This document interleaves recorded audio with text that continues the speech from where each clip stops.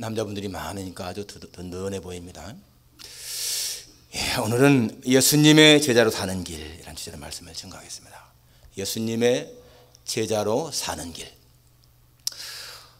아르헨티나의 수도 부에노스아이레스에서 페이스 태버네클 교회를 심하던 그 오르티즈 목사님은 40세도 되기 전에 교회가 아주 크게 부흥했습니다.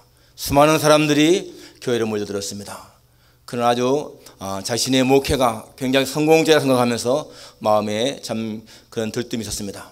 그런데 어느 날 성령께서 자신을 책망하는 걸 느꼈습니다. 자기 마음속에 들려오는 그 성령의 음성이 너는 마치 코카콜라 회사가 코카콜라를 파는 것처럼, 그리고 또 리더스 다이제스트 회사가 책이나 잡지를 파는 것처럼 그렇게 복음을 전하고 있구나. 너는 학교에서 배운 술수대로 할 뿐 너의 사역에는 나의 손길이 드러나지 않는다. 너의 교회가 숫자가 많아지는 것은 부흥이나 성숙이 아니라 살만 쪄가는 것이다 라는 음성을 들었습니다. 그때 그분이 굉장한 충격을 받습니다. 자기의 교회가 이렇게 크게 성장하고 있지만은 그것은 하나님 말씀에 진정한 부흥이나 성숙이 아니라 살만 쪄간다 하는 그 말씀이 자기의 마음에 큰 충격을 주었습니다. 그때 그는 정말로 예수 믿는 것이 무엇인가, 예수님의 제자가 된 것이 무엇인가 하는 것을 깊게 고민하게 됩니다. 그리고 예수님의 제자라고 하는 것은 예수님을 닮아가는 진정한 모습이 있어야 한다. 수많은 사람들이 교회 생활하지만은 그러나 진정한 예수님의 제자가 아니고 그냥 교인에 불과하구나, 그걸 깨닫게 되죠. 그리고 자기의 사역에서 정말 중요한 것이 자신은 그냥 사랑이라고 하는 것을 크리스찬의 덕목 가운데 하나로 생각했는데 이 사랑이 정말 중요한 것이구나. 그래서 실천이 없는 그러한 삶을 안 되는구나.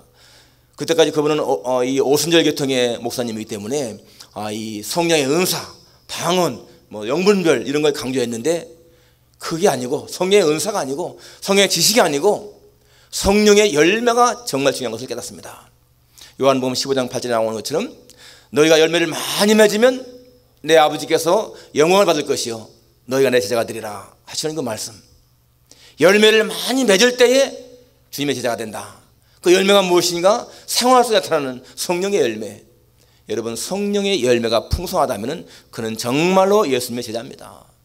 우리가요 무슨 성령의 은사, 방언하고 통역을 하고 영분별하고 그러한 것이 중요한 것이 아니라 정말 성령의 열매가 맺는가, 그것이 중요하다는 거예요.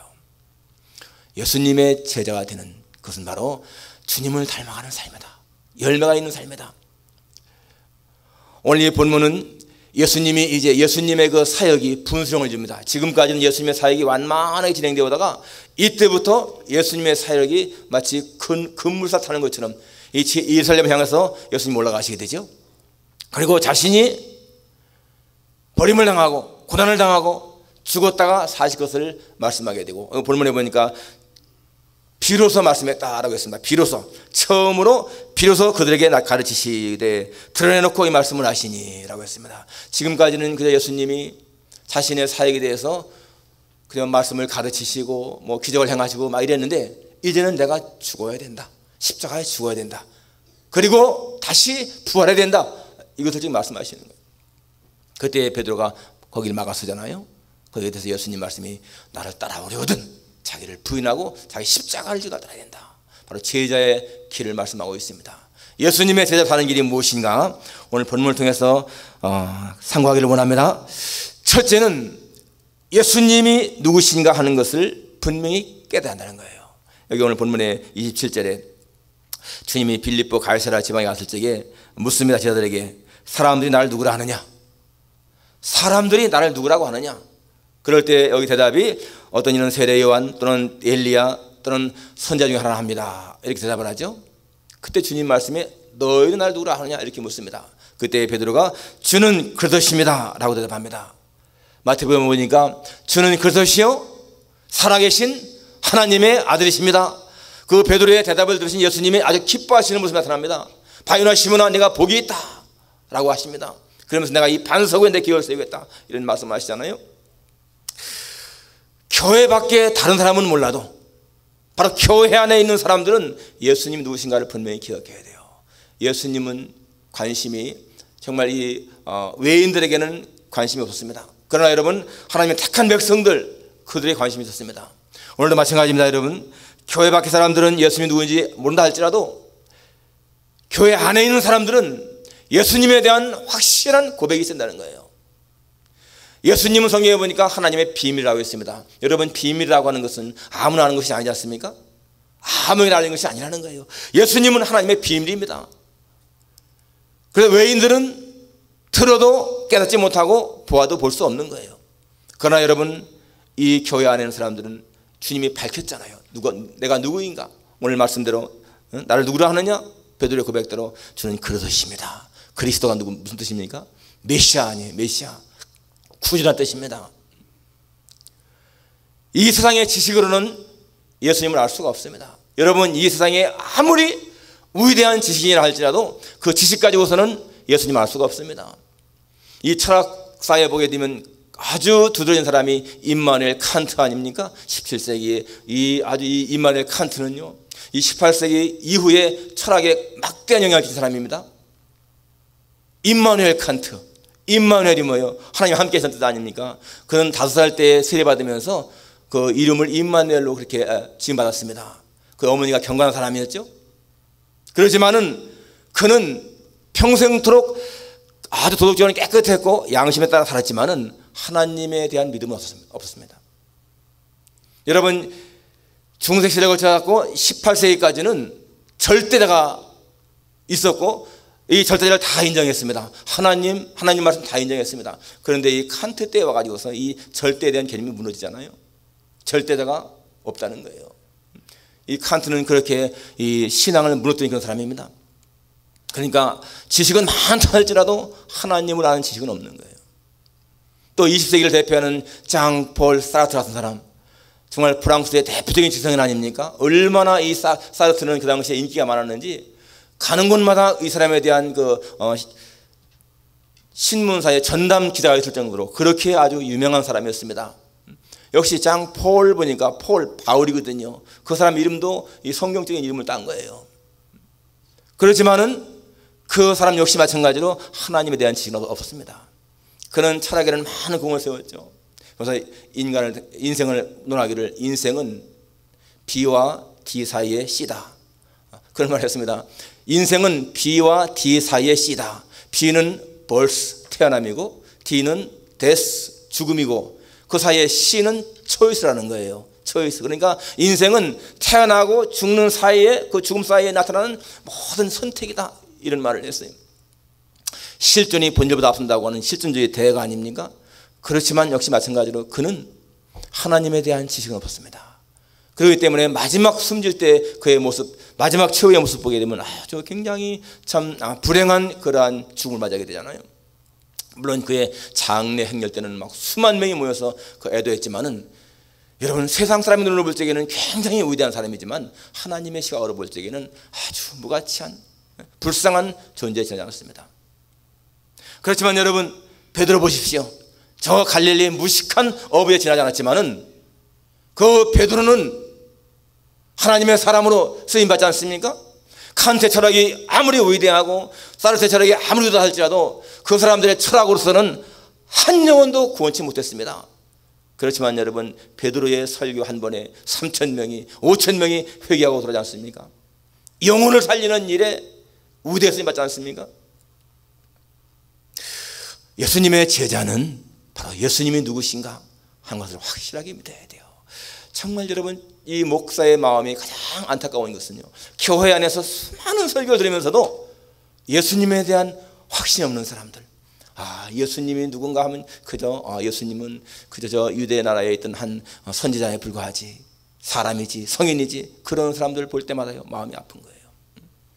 정말 예수님을 오늘 베드로처럼 주는 그리스도십니다, 하나님의 아들이십니다, 나의 구주이십니다, 심판주이십니다, 다시 오실 심판주이십니다 라고 하는 그런 확실한 고백. 오늘 우리를 위해서 천국을 예비하시는 그분, 하나님의 아들, 이 온 세계를 주관하시는 분, 그런 분으로 믿으시기를 축원합니다. 두 번째는 예수님의 제자는 예수님의 죽으심과 부활에 대한 확실한 깨달음이 있어야 되는 거예요.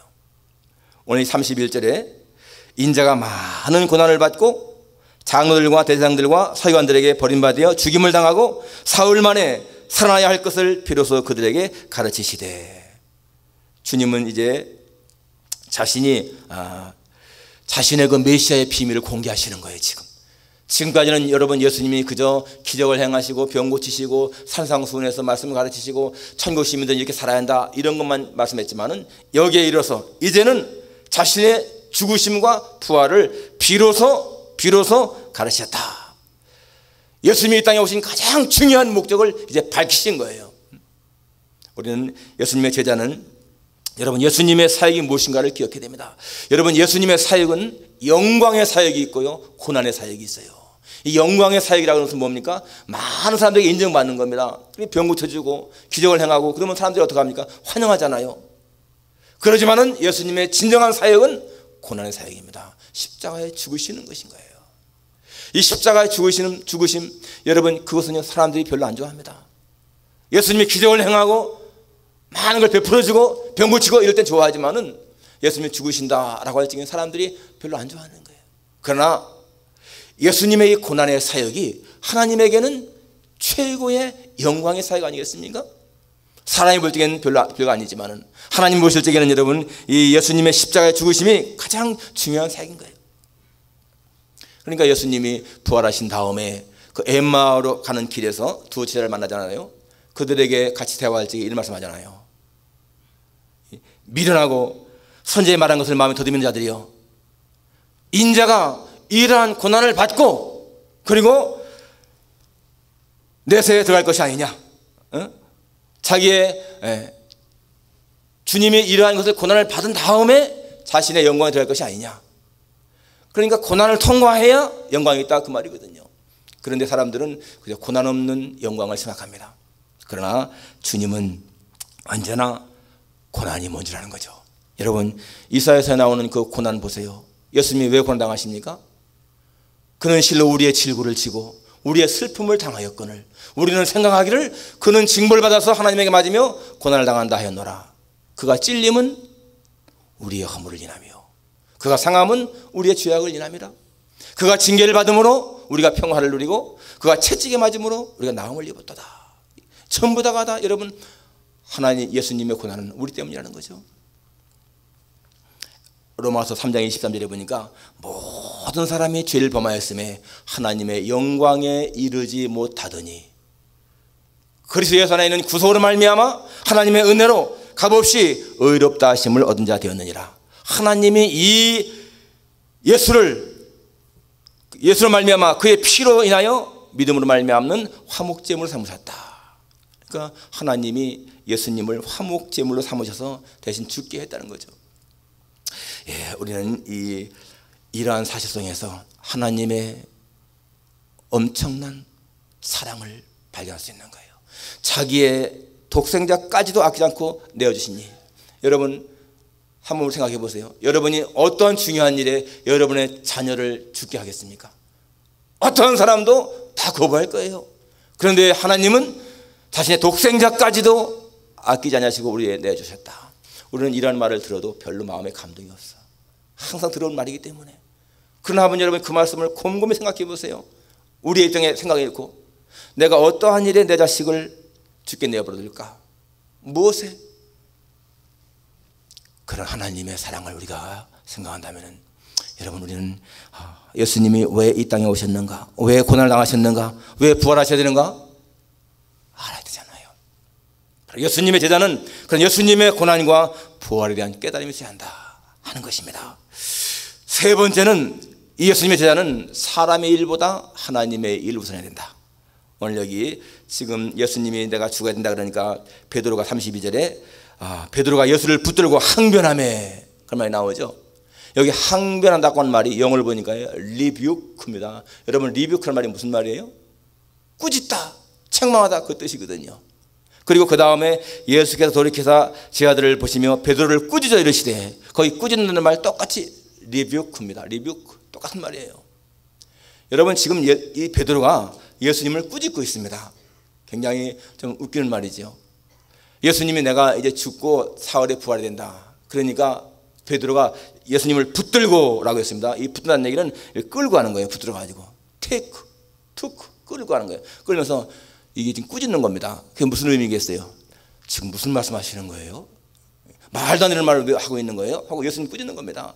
지금 이렇게 인기가 많은데 이 인기를 이용해서 이제 예수님이 왕이 되시고 다윗 시대의 그 번영한 시대를 회복해야 되는데 죽는다니요? 무슨 말 하고 있는 거예요? 지금 하면서요 예수님이 꾸짖는 모습이에요. 이게 뭡니까? 베드로 지금 분명히 자기는 예수님을 위해서 하는 것입니다. 그런데 예수님 말씀이 어떻게 했습니까? 예수께서 돌이켜서 지 아들을 보시며 베드로를 꾸짖어 이르시되 사탄아 내 뒤로 물러가라. 네가 하나님의 일을 생각하지 않냐고 도리어 사람의 일을 생각한다. 여기 지금 베드로는 분명히 예수님 생각해서 한 그런 행동인데 예수님 말씀에는 사탄의 일이라고 말씀하고 있으면서 내 뒤로 물러가라는 거예요. 네가 하나님의 일을 생각지 않고 사람의 생각하느냐? 여러분 오늘 예수 믿는 수많은 사람들이 이 베드로와 같은 일을 많이 하고 있다는 것입니다. 나는 이것이 하나님을 위한 것입니다 라고 말하고 있지만 사실은 사탄에게 쓰임한다는 얘기입니다. 여러분 오늘날 교회 안에 얼마나 많은 일들이 똑같은지 모릅니다. 자신은 분명히 이게 하나님의 일이야 하나님의 일 하고 있지만 사실은요 사탄의 일이라는 거예요. 여러분 지금 이 시대에 이 하나님을 사칭한 하나님의 이름으로 이루어지는 그 많은 사기들이 얼마나 많은지 모릅니다. 하나님의 이름으로 종교적인 사기가 이루어진다는 거예요. 어떤 사람들은 수백억짜리 교회당을 지으면서 이게 하나님을 위한 것이다 라고 하고 있습니다. 물론 그것이 그럴 수 있죠. 그렇지만 여러분 그것이요 자신들의 어떤 이름을 내기 위한 자기의 성공을 되기 위한 그런 것인 경우가 많다는 것입니다. 예수님 앞에 제자들이 예루살렘 성전을 보이면서 자랑하잖아요. 주님 이 성전 보십시오. 얼마나 화려하고 얼마나 웅장하고 멋있습니까? 그런데 예수님 말씀에 돌 하나도 돌 위에 남지 않고 다 무너뜨리라. 예수님은 그 건물에 관심이 없었어요. 그런데 제자들은 관심이 많았잖아요. 그러니까 오늘도 마찬가지인 것입니다. 하나님의 이름으로 하나님을 위해서 라고 하지만은 오늘 이 말씀대로 네가 하나님의 일을 생각하지 아니하고 사람의 일을 생각하는구나. 예, 사람을 위해서 사람의 명예를 위해서 사람의 이름을 위해서 행해지는 일들이 얼마나 많은가. 우리는 하나님의 일을 사람의 일보다 더 중시 여기는 것이 필요하다. 그 다음에 주님 하신 말씀이 34절에 누구든지 나를 따라오려거든 자기를 부인하고 자기 십자가를 지고 나를 따라올 것이니라. 여러분 누가 자기를 부인할 수 있을까요? 누가 자기 십자가를 질 수 있을까요? 정말로 하나님의 일을 사람의 일보다 더 중시하는 사람이라면 넉넉히 따라갈 수가 있습니다. 여러분들이 정말로 사람의 일보다 하나님의 일을 중시한다면 오늘 말씀대로 자신을 부인하고 자기 십자가 할 수가 있습니다. 내 사랑하는 자식이라 할지라도 하나님을 위해서라면 포기할 수 있는 믿음이 있는 것, 여러분 그것은 뭡니까? 사람의 일이 아닌 하나님의 일을 중시할 때 가능하다는 거예요. 그러니까 사도 바울같이 정말 하나님의 일에 가장 관심을 두는 사람이라면 이 세상적인 것을 다 끊을 수가 있잖아요. 예수님의 제자는 사람의 일보다 하나님의 일을 우선해야 한다. 우리 마음에 새길 수 있기를 바랍니다. 마지막 네 번째는 예수님의 제자는 이 생명에 대한 바른 가치관이 있어야 한다는 것입니다. 오늘 여기 36절에 35절부터 누구든지 자기 목숨을 구원하고자 하면 잃을 것이요 누구든지 나와 복음을 위해 자기 목숨을 잃으면 구원하리라. 사람이 15,000원 얻고도 자기 목숨을 잃으면 무엇이 유익하리요? 사람이 무엇을 주고 자기 목숨과 바꾸겠느냐? 이 말씀은 정말 예수님의 제자라면 무엇이 더 중요한 것인가? 어떻게 해야 하는 것인가? 죽음이 무엇인가? 이것을 알아야 한다는 겁니다. 생사에 대한 의미를 알아낸다는 거예요. 여러분 살고 죽는 의미를 알을 때 사람은 그 마음속에 뿌듯함이 있습니다. 왜 사람이 공을 느끼는가? 왜 사람 마음속에 허무감을 느끼는가? 왜 사람이 자살하는가? 이것은요 살고 죽는 것에 대한 의미를 모르기 때문에 그렇습니다. 내가 이 땅에 사는 것이 왜 사는지 죽는 것은 무엇인지 알지 못하기 때문에 허무감을 느끼는 거예요. 사람들이 보면 대개 20, 30대는 얼마나 열심히 삽니까? 30, 40대까지라도 참 생존 경쟁에서 자녀를 양육하고요, 또 뭐 살기 위해서 부지런히 뛰기 때문에 정신없이 삽니다. 그런데 나이가 한 50이 넘어가고 60이 되보세요. 이제는 밖을 향하던 그러한 열정이요, 내면으로 향하게 되고 자기를 돌아보는 거예요. 내가 이렇게 살고 있는 것이 왜 사는 것인가? 내가 무엇 때문에 이렇게 열심히 살고 있는 것인가? 그걸 생각하게 되잖아요. 그렇게 될 적에는 뭔가 자신의 삶에 대한 의미를 알지 못하게 되면 마음에 공허감이 생기는 거예요. 공허감, 허무감이 생기는 거죠. 와, 이렇게 인생이 따분할까? 바로 그것은 뭡니까? 사람이 살고 죽는 그 의미를 확실히 모르기 때문에 그렇지 않습니까? 그러나 살고 죽는 의미를 알게 되면은 여러분, 사람은 나이가 문제가 아니에요. 지난번에 필라델피아에 100세 넘은 그 방기일 목사님 오셔서 세미나 하셨는데요. 여러분, 102세인가 되신 목사님이십니다. 한국 최초의 그 중국으로 가신 선교사님이시잖아요. 북한에서 월남하시면서 참 사모님 두고 오셔가지고 평생을 결혼 안고 사신 그 목사님. 100세가 넘으셨는데도 그 가슴에 이 뜨거움이 있으니까 말씀을 막 찌렁찌렁 전하시는 거예요. 목사님들이 목사님 피곤하시니까 의자에 앉아서 말씀 전하세요. 그래도 의자를 갖다 놓아도 앉지도 않으시고 서신 채로다가 꼬박 1시간 이상을 말씀을 전하십니다. 왜 그럴까요? 그 속에요, 예수님의 생명이 있는 거야. 예수님의 생명이. 요한일서 5장에 나오는 것처럼 아들이 있는 자에게는 생명이 있고 하나님의 아들 없는 자에게는 생명이 없느니라. 여러분, 생명은요, 공허감을 느낄 수가 없는 거예요. 생명이 있는 사람은 무엇인가 허무감을 느낄 수가 없습니다. 예수님의 생명이 약동하게 되면 힘이 나는 거예요. 열정이 있습니다. 오늘 우리의 삶에 열정이 식어지고 희망이 없고 공허감이 있다면 예수님의 생명이 내 속에 없다는 증거입니다. 정말로 예수님의 생명이 있다면 뜨거움을 느끼는 거예요. 왜? 생명은 움직이기 때문에, 약동하기 때문에.